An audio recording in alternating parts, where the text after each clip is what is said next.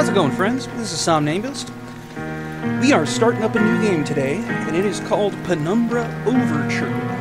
It is the first of a trilogy of kind of Lovecraftian horror games made by the developers who later went on to make the Amnesia games, which were a bit more popular. So, that's pretty much what we got going on. I assume it's going to be very dark and somber, and probably a lot of crazy shit happening. So let's make it happen. Normal is recommended and suits most players. Okay. My story began in February, year 2000.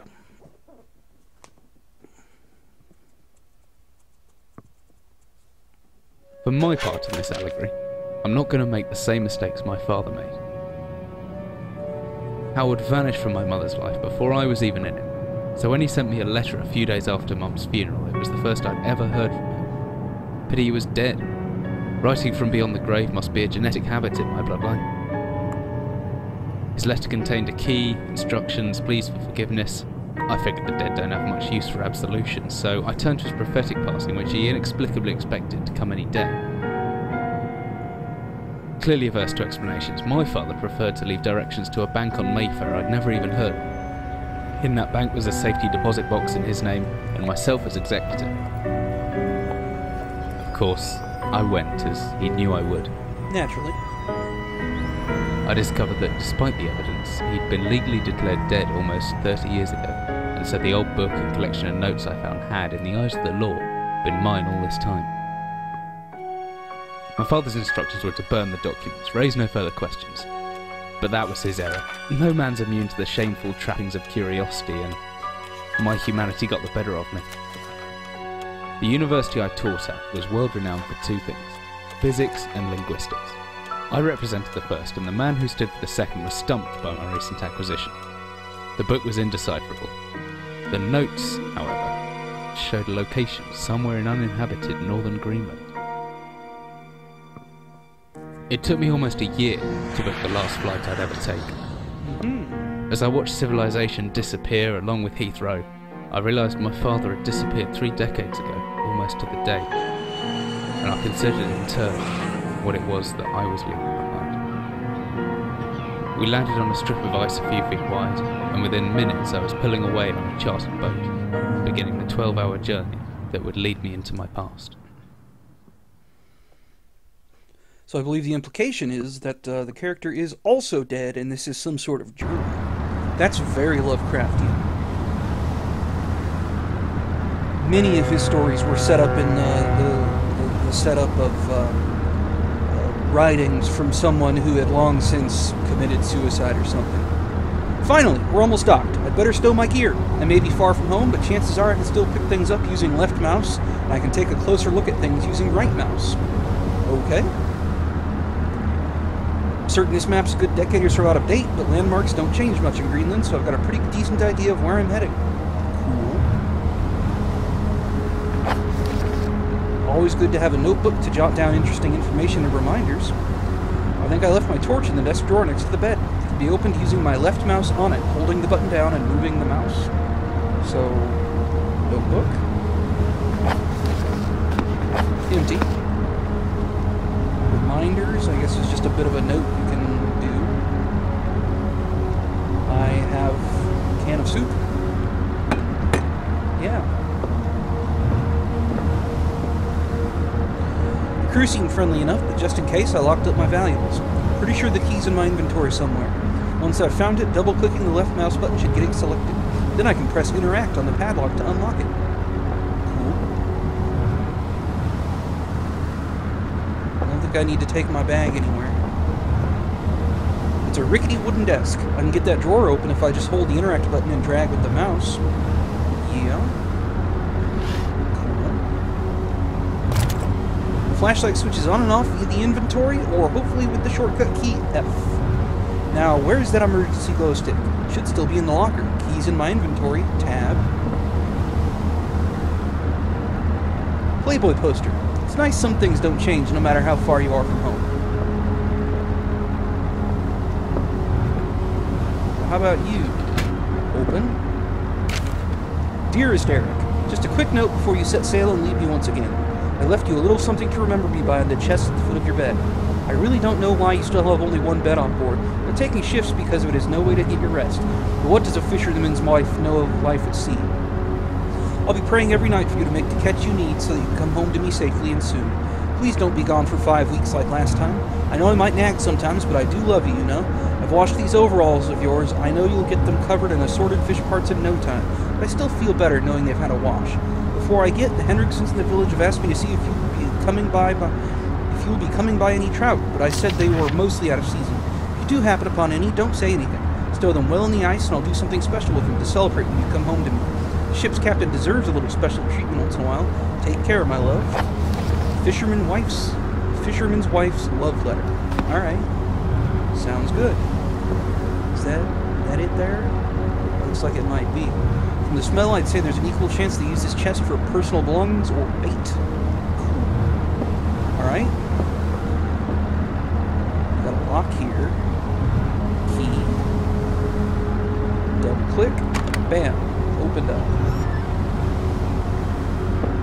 Good thing I have my torch at hand. This country seems to exist in a permanent state of twilight. Could come in handy if the torch runs out of batteries. I should be able to access it through my inventory or with the shortcut key G. That should be everything I need. I want to get going before dark. What's this? Ah, some extra batteries to power my flashlight. Alright. Cool. Got some Jack Daniels. Put that in the desk. Ah, it doesn't want to close.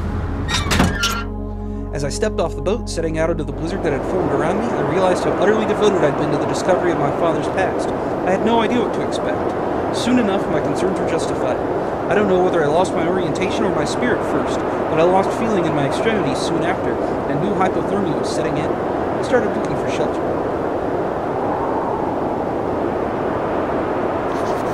So cold. Don't know where I am. Need shelter soon. Alright. Looking at some ice. My entire head went numb a long time ago, but I can still hear the wind roaring past. Or is that some kind of animal in the distance? Rocks. If I click and hold the interact button, I should just about manage to pick up that rock. Cold's made me weak, but I can still throw things. Using the examine button when I'm carrying something. Oh, that's interesting. I'm not sure why I just threw that rock, but hey. What the hell is that? I don't care, I need shelter. Looks frozen shut. Need something to break it. Frozen solid. Must break ice. Okay. Maybe that's what I need the rock for. How nice of the game to tell me that I need a rock before I do things. If I use interact mode, I can swing the rock more accurately.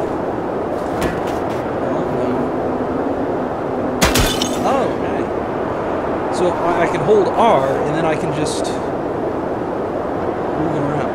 That's cool.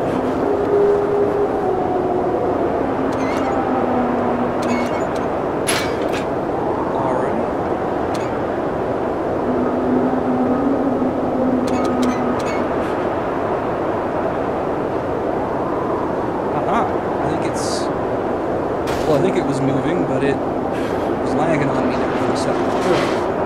Good.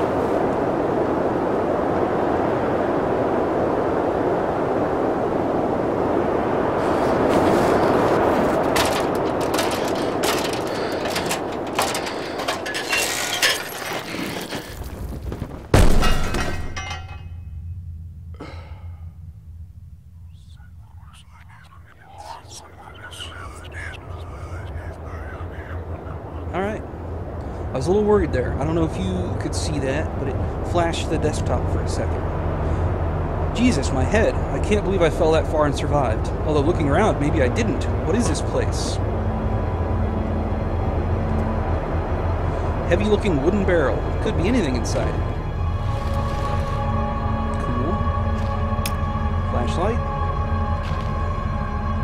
Empty boxes of ammunition. What is this place?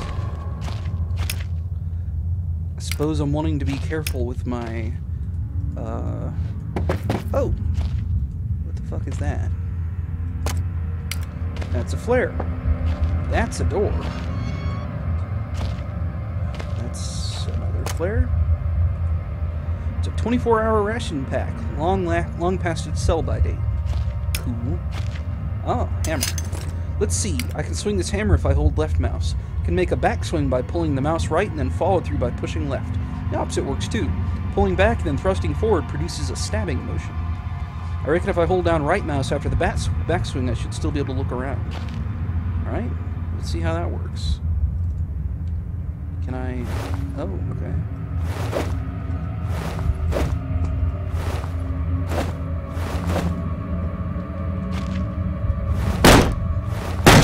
Alright. I can kind of see that happening. Empty boxes of ammunition. Nope. Open. Stick. A metal rod. Oh, that's a little different.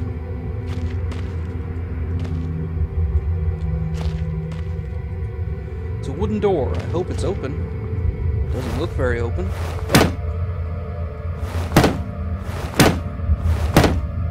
That doesn't seem to be accomplishing much. This might... There, yeah. Oh, it's stuck. There must be something in the way. Now, how about Mr. Steel Rod? I need to start thinking straight. Yeah, how about that? Emergency exit procedures.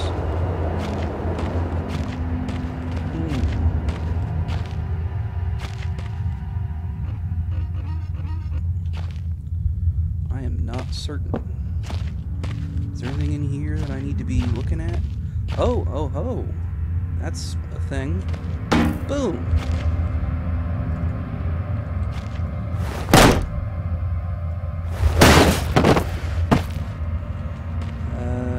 Oh.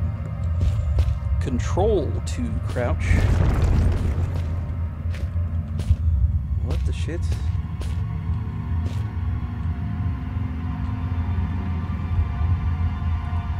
This looks like some kind of industrial mechanism, although there's a hole in the center and there's no way to operate it. Whoa! The hatch is seriously solid. It won't open by hand. Somebody obviously wanted to keep people out. Or in.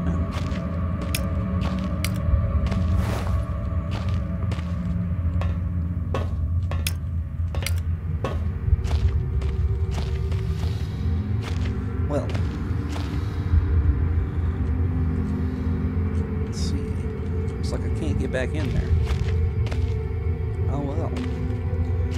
I guess it's time for Mr. Steel Rod.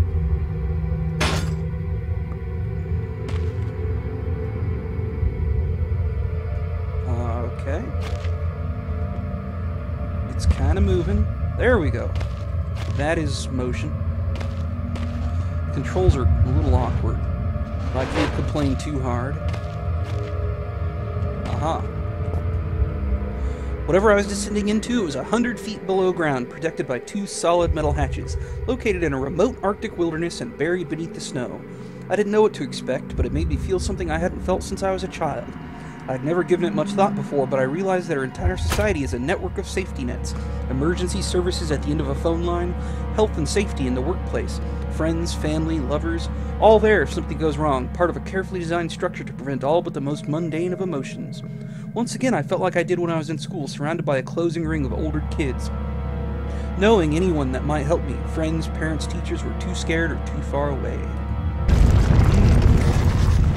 I've jotted down a note, just in case. Let's see. The entrance to the cave has caved in. There must be another way out. Apparently the entrance to the cave has caved in. There could be anything living down here. Heroics are for Hollywood actors and fairy tales. I'm not taking any chances. If I face off against anything down here, I won't last a second. Caution and stealth are my only defenses now. If anyone or anything hears me, I'd be best off staying low and out of sight until I know whether or not it's a threat. Crouching by pressing left control will give me the chance to hide in the shadows. I'll know I've got it right because of the blue tint to my vision.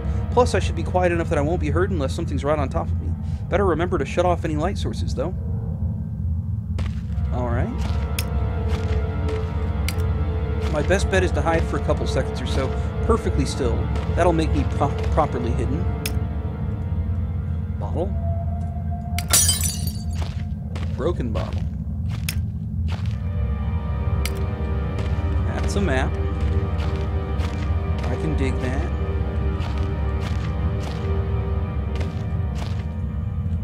Not as heavy as it looks. Still, it would serve as some form of weapon if I have to defend myself.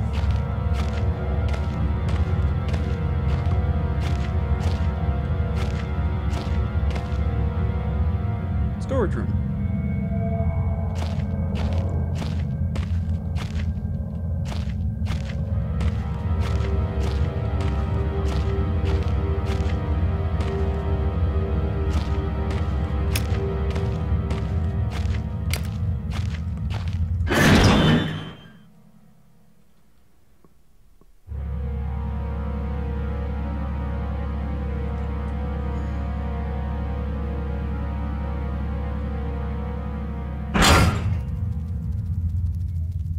Yeah. Reams of wiring. If this lighter wasn't empty, it'd be a handy thing to have.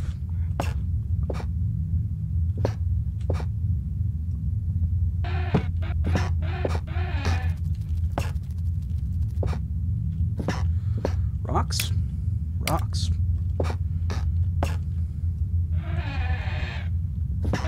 Lantern?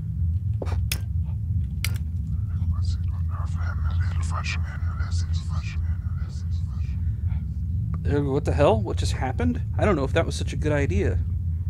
Yeah, I'm not sure what that was either. Painkillers? Batteries? How about try that again? I may never get used to that. Alright. I can dig it.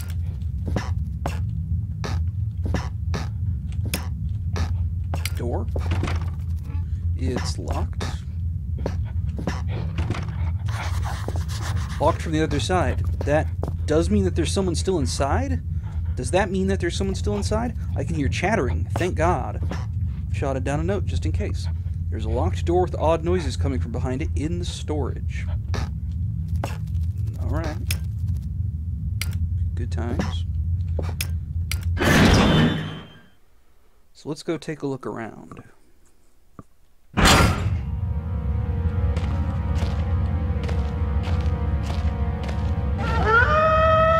Oh God, is there something else down here with me? Can't just wait here for whatever's around that corner. Need to hide.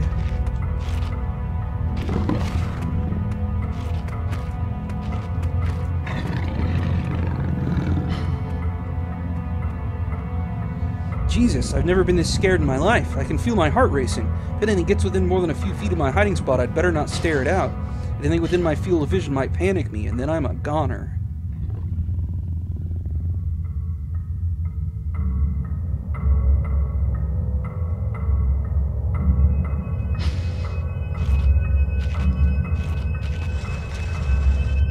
Oh. I don't need that crap. I don't see crap.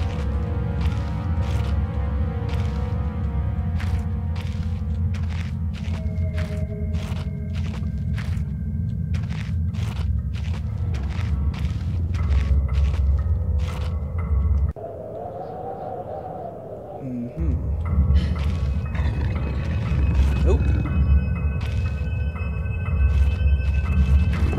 Nuh-uh. That's some kind of dog.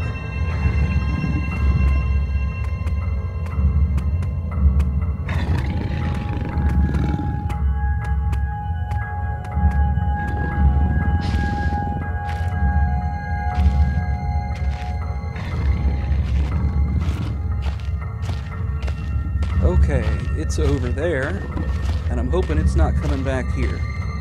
At least not too quick. This place must be old if they were still using paraffin lamps. Looks like there's still some juice left. Alright.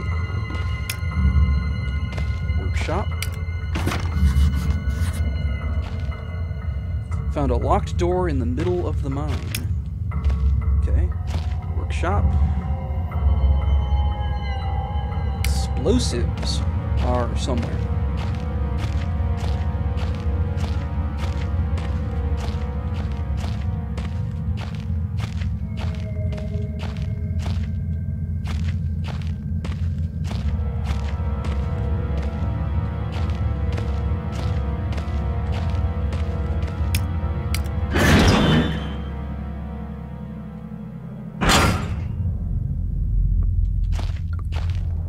Well, that's a bit of light.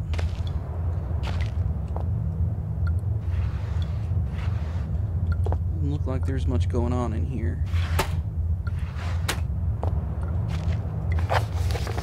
15th August 1945. Command Bunker, Emergency Airstrip Zulu Weekly Report. Another unremarkable week in Greenland. Regular supply shipment received. Standard emergency drills carried out. Routine runway maintenance completed. I've ordered maintenance to be carried out twice weekly from here on in due to increased snowfall. 1 wounded. The 1 wounded figure is no cause for concern back in London. The Germans haven't extended their front line by 4,000 miles. 2 of my men were caught manufacturing cherry bombs in our workshop armory, succeeded in blowing off a couple of fingers. I take partial responsibility for this in that I allowed them access to the demolitions manual we keep in the storeroom, and I'm sure that's where they learned the ingredients. As a precautionary measure, I have now locked up that manual in the chest of my office. Will keep the key on my person at all times. Needless to say, both men have been disciplined, and the injured man has been sent home for medical care. I cannot help but think a more suitable punishment would have been for him to stay out here, but the matter is out of my hands. The base is so disconnected sometimes, I feel as if this war could end, and we might not even hear about it out here. Supplies requisition order. Dynamite for excavation purposes. 7 bayonets, not necessary in my opinion, but procedure states we should have a full complement. 1 industrial ice pick for removing the damn ice that forms on the external hatch. 1 pair of reading glasses, category 7C. An order for myself. My glasses are in a rather poor state of repair and could do with replacing. Reconditioning of the mine continues to progress. The structure is being fortified from potential bomb damage, and excavation of a previously caved-in areas is going ahead. 1 point of curiosity is some kind of archaeological find, an artifact buried in the earth and discovered by one of the work teams. Later this evening, after marshal duty, I'll take a closer look at the artifact. It appears to be man-made and may have working parts inside. I shall remove what looks like the front cover and see if I can't discover the source of the light which constantly emanates from it. Chief NCO M. Major. Cool. No.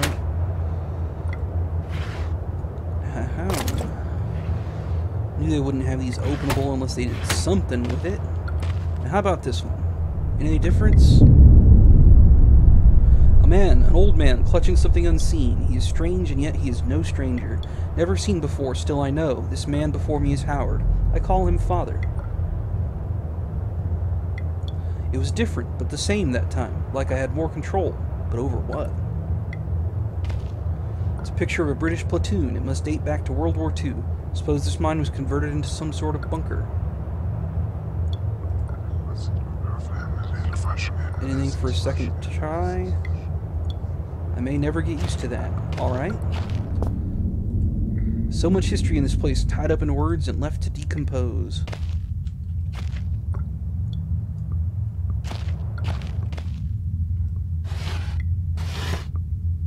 Nuh-uh. You in there.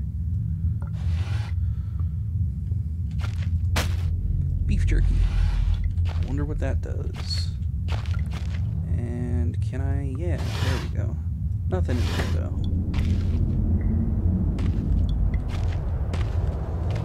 There's a flare. Rotting wooden shelves. Must be the added moisture from that grate. This whole room is putrefying. It's locked. I need a key.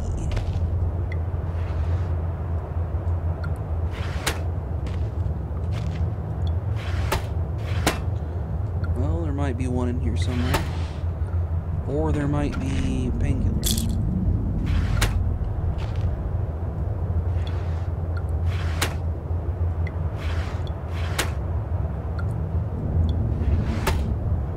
Painkillers and more beef jerky. Okay. Beef jerky, not without aroma. Well, I prefer a first aid kit, but at least if I'm injured, I can grin and bear it. Zippo lighter, but it's empty. It's a flare. Could be a handy light source. Notebook, glow stick. Alright. I think that pretty much exhausts this area. Or wait, did I look in here? No. Copenhagen Post, Monday 17th, August 1930. Psychotropic deposits at the bottom of Death Mine? Researchers at the University of Copenhagen have suggested that mind-altering chemicals, naturally sewn into the rock, may be the cause of high suicide rate at a Greenland mine. The university, which has recently been conducting studies into isolated communities, first became interested in the workers of the Northwestern lead mine last year. They discovered that even taking into account Greenland's naturally higher suicide rate, local figures for the last 100 years were abnormally high, at 46 deaths per 100,000 populace, compared to the national average of 29. On further investigation, experts diagnosed, in many of the miners, symptoms in common with the earlier stages of paranoid schizophrenia. This has prompted researchers to hypothesize that natural deposits of lysergic acid, a pH 4 formula recently discovered to have hallucinogenic properties, may be present in the rocks. Few locals were conducive to interview, but those who agreed to speak had their own explanation. Inuit spirits known as the Toongate live in the mountains. Tuurn? Is that an RN or an M? I don't know. Live in the mountains. The university is awaiting the results of chemical testing. Studies continue. Lysergic acid is LSD, which is, well, it can be alarming. Oh, and Baxtrin. Bottle of Baxtrin. I sure do know what that is. By that I mean I don't actually, but you know, whatever. And now I have a key. Well, Mr. Box, you may have met your match. Indeed. Big Book of Explosives, 1923 edition. Chapter 113, Black Match Fuse. The black match fuse is one of the oldest, simplest, and most reliable fuses used in modern pyrotechnics. It is easy to create, essentially consisting of just string and gunpowder. But be warned, the chemicals concerned will stain clothing, and as always, due concern is advised. Materials required: string, preferably cotton, black gunpowder, Baxtrin. The string should be coated with a thin layer of Baxtrin, which acts as an adhesive. The string is then carefully rolled into gunpowder and left to dry at least a couple of minutes before use. Oh, Chapter 2.1, Dynamite. Invented by Alfred Nobel in 1866, dynamite is commonly used in construction, mining, and demolition. It has proved far safer to handle than alternatives such as pure nitroglycerin, provided, that is, it has been properly stored. Over time, the explosive component of dynamite, supposedly made safe by the presence of the diatomaceous earth, has a tendency to weep, making an old box of the explosive liable to detonate on contact. Materials required: 1 part diatomaceous earth, 3 parts nitroglycerin, small amounts of sodium carbonate. Text unreadable, and then simply form into short sticks and wrap in paper. Trinitrotoluene? TNT. TNT was first discovered in 1863 by German chemist Joseph Wilbrand, but it took some years before it yielded its true potential. This was because of the difficulty of making it explode and the lesser detonation in comparison to dynamite. The main advantage was discovered by the German Navy, who employed TNT's relative explosive stability in order to cause massive damage to British warships. Their torpedoes could be detonated inside a ship's armor rather than exploding on contact, as did other shields. Armstrong's mixture? Armstrong's mixture is included in this book as more of a point of interest than as a viable chemical mix. The formula exists as somewhat of a legend in modern pyrotechnics, referenced by those knowledgeable enough to stay away from it as death mix. Its incredible volatility make it unsuitable for almost all potential applications. Material required: red phosphorus, barium. The mixture can be carefully and slowly mixed to minimize risk to the chemist. Sulfur can substitute for some or all of the barium to slightly decrease sensitivity. Awesome. Well, we have part of the rings for a fuse.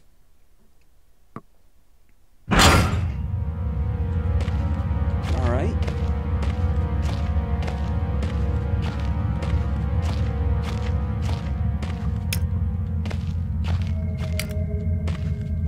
I believe this is an area I haven't been in. Probably, maybe. No, this looks like it's back to the start. Now, where is this dog?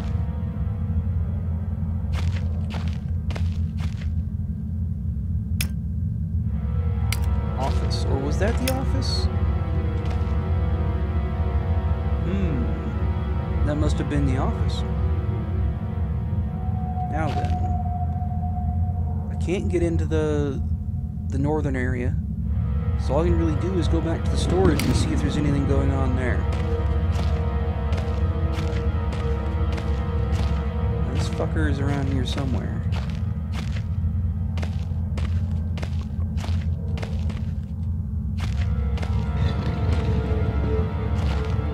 It would be helpful to know which direction.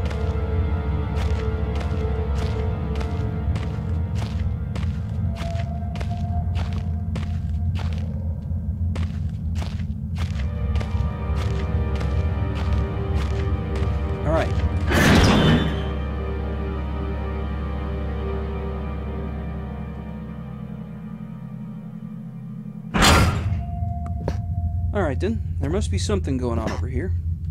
Although,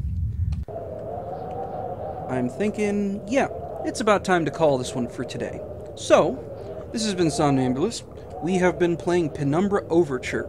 Thank you very much for watching, and please join us next time, where we will see what's going on in the storage room. See you guys later.